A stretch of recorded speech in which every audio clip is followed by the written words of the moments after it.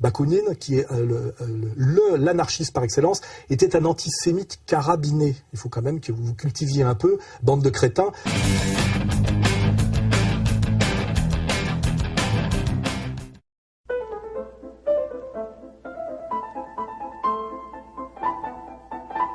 Ben oui, ça c'est pareil, c'est une rubrique je l'ai lancée comme ça, comme une boutade, parce que j'ai dit dans une vidéo du mois que on présente tout le temps les antisémites, qui est un terme totalement fallacieux, puisque sémite renvoie à une population au nom de leur langue, c'est-à-dire langue sémite, langue indo-européenne.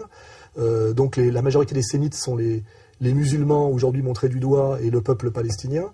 Et quand on parle d'antisémitisme, en fait, on parle de gens qui critiquent le judaïsme, en général pour des raisons de gauche et des raisons de laïcité républicaine, puisqu'effectivement le judaïsme, il suffit de lire les deux textes sur lesquels on peut s'appuyer pour démontrer, que ce soit la Torah ou le Talmud, c'est un suprémacisme théologico-racial fondé dans l'Ancien Testament sur la brutalité physique et dans le Talmud, dans l'ère chrétienne, sur l'usure et le mensonge systématique envers les non-juifs. Voilà. Donc, comme on a le droit, selon des saines valeurs républicaines, d'être judéo-critique ou anti-judaïque. Je le suis personnellement, parce que c'est une religion, donc un système de valeurs, qui n'est pas compatible ni avec les droits de l'homme, ni avec l'universalisme républicain, ni avec l'universalisme grec, ni avec la charité chrétienne. C'est en porte-à-faux avec toutes ces valeurs. Voilà.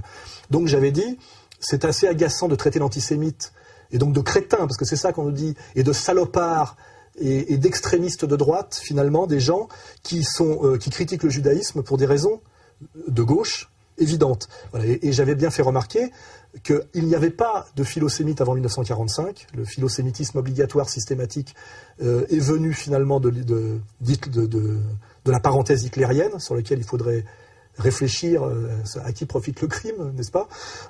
Et j'avais dit ça comme une boutade, et effectivement, les gens sont tellement lobotomisés qu'ils avaient du mal à le croire. J'ai dit non seulement il n'y a pas d'antisémite il n'y a pas de philosémite avant 1945, mais les rares philosémites qu'on trouve le sont pour des raisons antisémites. J'avais fait remarquer Nietzsche.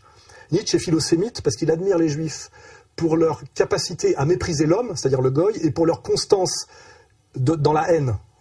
Donc c'est pas... voilà.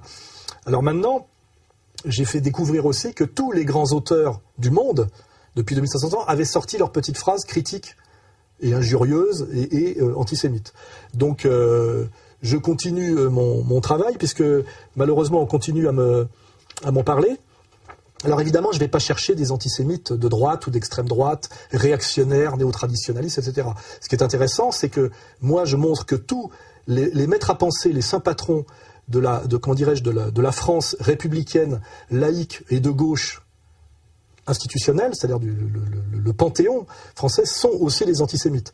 Ce coup-ci, je vais vous offrir Montesquieu, qui est quand même le penseur de la démocratie par la tripartition, c'est-à-dire qui est au cœur, de l'esprit démocratique français. Je vais vous offrir Voltaire, qui est au Panthéon. Je pense que M. Praskier devrait demander que Voltaire soit sorti physiquement du Panthéon, car c'est un antisémite hystérique qui est au niveau de son antisémitisme, il est au niveau de Bagatelle pour un massacre. Et dans la drôlerie et dans la méchanceté. Il faut le savoir, c'est vérifiable. Je vais vous sortir Balzac, qui est le plus grand écrivain français de l'ère du roman, quoi. C'est le grand romancier français. Je vais vous sortir Michelet, qui est l'historien de la Troisième République. Hein. C'est pas Bainville. Michelet et Jules Verne, qui est aussi un progressiste, par définition. Hein. Donc j'y vais.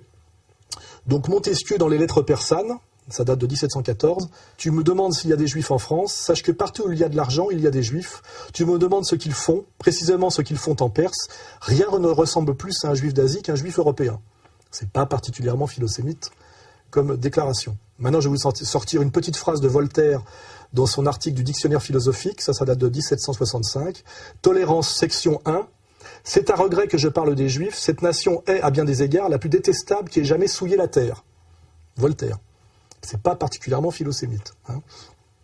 Balzac dans Illusion perdue, qui est assez nuancé sur le sujet. Hein. C'est comme les gens intelligents, quoi. Hein. Ils savent faire la part des choses. Alors Balzac. dans Illusion perdue, si une grande maison de banque a tous les jours en moyenne un compte de retour sur une valeur de 1000 francs, elle touche tous les jours 28 francs par la grâce de Dieu et les constitutions de la banque, royauté formidable inventée par les Juifs au XIIe siècle et qui domine aujourd'hui les trônes et les peuples. C'est une phrase totalement antisémite avec laquelle d'ailleurs est totalement d'accord Attali quand il le revendique. On verra comment d'ailleurs Attali a entièrement pompé dans les Juifs le monde et l'argent. Le bouquin de Werner Sombart que nous rééditons, qui s'appelle « Les Juifs et la vie économique », qui est le livre le plus sérieux sur cette question voilà, du rapport entre les Juifs et le capitalisme et la domination par l'argent. Voilà. Bon. Après, je passerai à Jules Michelet. Donc Jules Michelet, c'est l'historien de la République française. C'est l'anti-Bainville, c'est l'apologète de la Révolution française, c'est celui qui a voué aux ténèbres l'ancien régime au nom de l'absolutisme, c'est l'historien de la République. Voilà. Donc voilà. Dans La Bible de l'humanité, les peuples du crépuscule, édité par Claude Métras, page 282, tout le progrès des Juifs aboutit à la stérilité profonde. Voilà. C'est pas non plus très philosémite. Voilà. Et après, en dernier, je vais vous citer Jules Verne, grand écrivain du progrès technique, pareil, adoré des Américains, adoré de la jeunesse, dont plein de romans ont été adaptés par le cinéma hollywoodien. Alors là, j'ai deux citations. Ça, c'est tiré du Château des Carpates, 1889. On verra le sol passer peu à peu de la race indigène à la race étrangère. Faute d'être remboursés de leurs avances, les Juifs deviendront propriétaires des belles cultures hypothéquées à leur profit. Et si la terre promise n'est plus en Judée, peut-être figurera-t-elle un jour sur les cartes de la géographie transsylvaine, c'est-à-dire de la Roumanie. Voilà. Bon, pas très philosémite comme citation. J'en ai une deuxième. Celle-là est tirée de son livre moins connu, Hector Servadac, publié en 1877.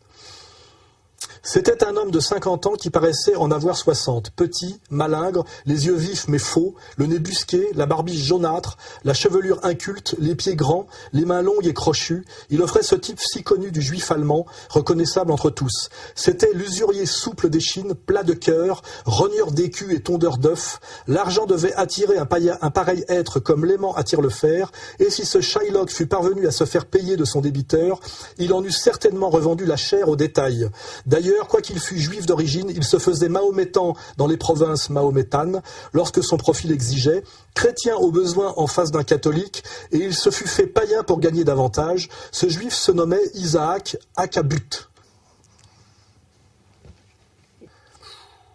Il n'y a pas plus antisémite que cette description de Jules Verne qui rejoint totalement la description de Léo Bloy dans Le Désespéré. Voilà. Qui rejoint le Shylock, qui rejoint le juif chez Dickens, etc., etc., et qui bien sûr ne ressemble absolument pas à aucun juif qui ait jamais existé dans l'histoire, voilà, et qui fait que l'antisémitisme est totalement absurde, parce qu'on ne voit pas pourquoi des gros porcs européens, chrétiens, blancs et jaloux persécuteraient des petites filles ou des petits garçons parce qu'ils sont virtuoses de violon ou très doués pour les mathématiques. Puisqu'évidemment, l'antisémitisme, c'est ça et rien d'autre.